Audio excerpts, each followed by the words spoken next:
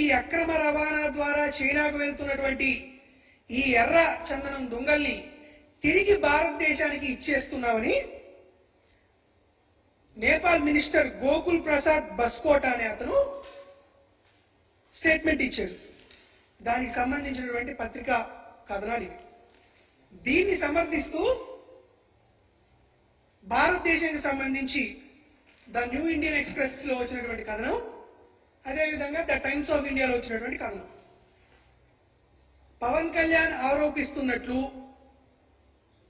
ఎర్రచందనం దొంగలు దొరికింది ఇప్పుడు కాదు, 2020 జనవరిలో, అంటే జగన్మోహన్ రెడ్డి గారి ప్రభుత్వం వచ్చినటువంటి 2-3 నెలల్లో అంతకుముందు 10 ఏళ్లుగా జరిగినటువంటి క్రమంలో ఆ దొంగలు దొరికాయనేది నేపాల్ ప్రభుత్వం ఇచ్చినటువంటి స్పష్టీకరణ.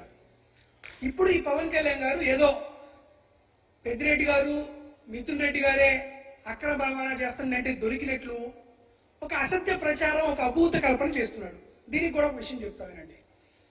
ఇట్లా ఎర్రచందనం దొంగలో నేపాల్లో దొరికింది అని తెలిసిన తర్వాత నేపాల్ ప్రభుత్వం కేంద్ర ప్రభుత్వానికి, భారతదేశ ప్రభుత్వానికి సమాచారం అందించిన తర్వాత జగన్మోహన్ రెడ్డి గారు ముఖ్యమంత్రిగా ఉండగా కేంద్ర ప్రభుత్వానికి కమ్యూనికేట్ చేస్తూ లెటర్ రాసి, అయ్యా ఒక నేపాల్లోనే కాదు, దుబాయ్లోను, మలేషియాలోను, శ్రీలంకలోను, అదేవిధంగా పక్కనే ఉన్నటువంటి రాష్ట్రాలైనటువంటి తమిళనాడు, కర్ణాటక, ఒడిస్సాలో కూడా ఆంధ్రప్రదేశ్ నుండి అక్రమంగా తరలిస్తున్నటువంటి ఎర్రచందనం అనేది ఉంది వారి దగ్గర. కాబట్టి దయచేసి సుమారుగా 8,000 టన్నుల ఎర్రచందనం ఈ అక్రమ రవాణా మూలాన వివిధ రాష్ట్రాల్లో, వివిధ దేశాల్లో ఉన్నాయి. కాబట్టి కేంద్ర విదేశాంగ శాఖ మంత్రి వర్యులు దీని మీద దృష్టి పెట్టి ఈ 8,000 టన్నులు ఆంధ్రప్రదేశ్ రాష్ట్రానికి రావాలని, తద్వారా దాన్ని సుమారుగా 4-5 కోట్ల రూపాయలు విలువ చేసేటువంటి ఈ ఎర్రచందనం ఆంధ్రప్రదేశ్ రాష్ట్రానికి రావాలనేటువంటి ఉద్దేశంతో జగన్మోహన్ రెడ్డి గారి ప్రభుత్వం కేంద్ర ప్రభుత్వానికి లేఖలు రాసింది. అయ్యా పవన్ కళ్యాణ్ గారు, మీరు సరిగ్గా మీ శాఖ మీద దృష్టి పెట్టట్లేదు అనుకుంటా, ఎందుకంటే ఇప్పుడు ఆ శాఖ మీ ఆధ్వర్యంలో ఉంది. అదే శాఖ ద్వారా ఆంధ్రప్రదేశ్ రాష్ట్ర ప్రభుత్వం చేసినటువంటి ఉత్తర ప్రత్యుత్తరాలు మీ దగ్గరే ఉన్నాయి, మీ మినిస్టర్లోనే ఉన్నాయి. ఆ నోట్ ఫైల్స్ మీరు చదువుకోవచ్చు.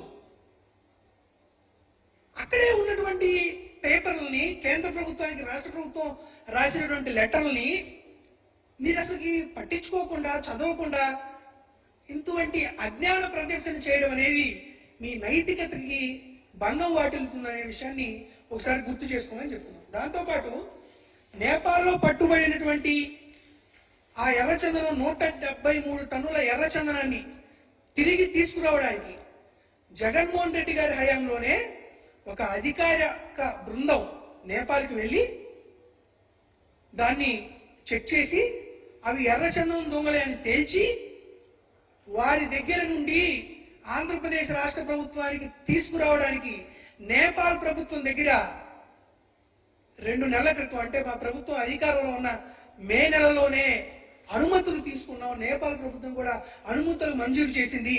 ఆ అనుమతులు మంజూరు చేసినటువంటి విషయాన్ని ఆంధ్రజ్యోతి పత్రికలో కూడా ప్రముఖంగా వచ్చిన విషయాన్ని ఒకసారి పవన్ కళ్యాణ్ ని దృష్టిలో పెట్టుకోమని చెప్తున్నాం.